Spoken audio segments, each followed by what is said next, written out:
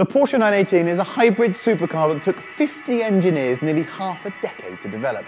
Half a decade until you consider Porsche's 60 years of experience building fantastic road cars and championship-winning race cars. But the 918 is far beyond anything Porsche has done before. Yes, its roots are in motorsport, yes, it looks stunning, and yes, it has a top speed of well over 200 miles per hour, and that's not all. Its hybrid electric drivetrain is a PhD-level brain teaser. At the flip of a switch, you can change from fuel economy mode to ludicrous speed mode. But is it all just too much? Is the Porsche 918 still an enjoyable sports car or just a science project run amok? Let's take it to the racetrack and find out.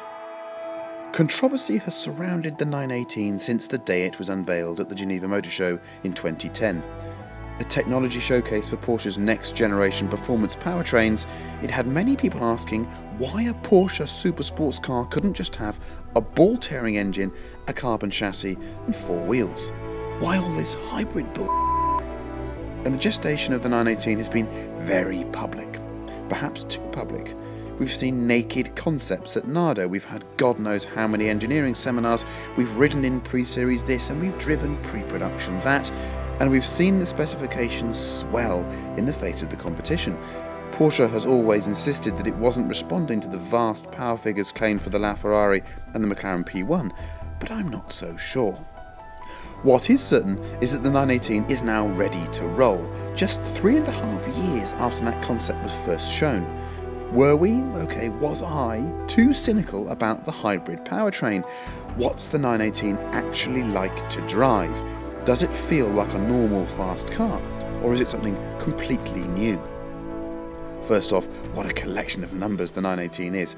887 horsepower broken down into a 608 horsepower 4.6 litre V8, a 156 horsepower electric motor working in parallel with the V8 on the rear axle, and a 129 horsepower electric motor powering the front wheels. The performance figures are stunning. 0 to 60 in 2.5, 0 to 125 in 7.3, 0 to 186 miles an hour in 20.9 seconds. Top speed is 216 miles an hour. The optional Weissach pack actually saves 40 kilograms and clips 1 second from that 0 to 186 time. This is the moment I've been waiting for some time. We're going to lap the Valencia circuit, which is very technical and I think a really tough set of this car in the new 918 Spider. So we're in electric mode, going to drive. How many other cars that have a claimed 887 horsepower can exit a pit lane completely silently like that? There's a bit of clanking, there's a bit of caliper and disc and pad meeting, and now I'm going to go to hybrid mode, sport mode. Now I do have 887 horsepower. That engine I just bought in has 608 horsepower, and this mental machine has a claimed 0 to 60 time of 2.5 seconds and will do 0 to 125 Porsche claim in 7.3 seconds. So, I need to be disciplined here because this thing does slightly fry your brain. I'll start off by talking about the chassis. Turning into this tight third gear bend here. Okay, the steering, interesting.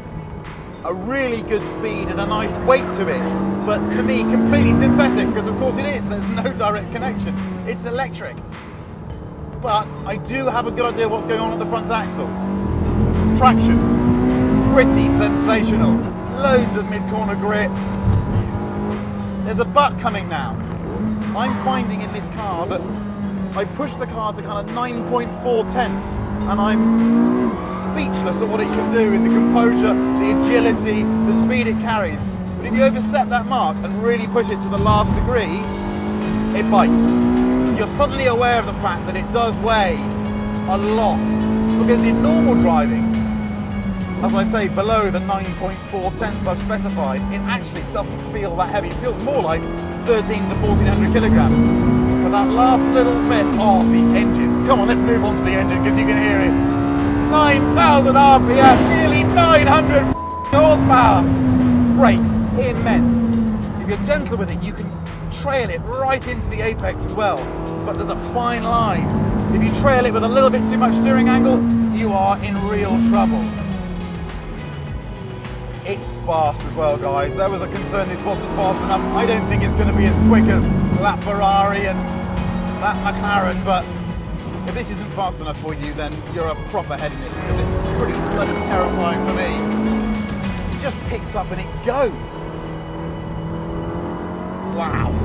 Wow, wow, wow, wow, wow. Coming up next on Drive. I'm really interested by how much I want the systems to stay on.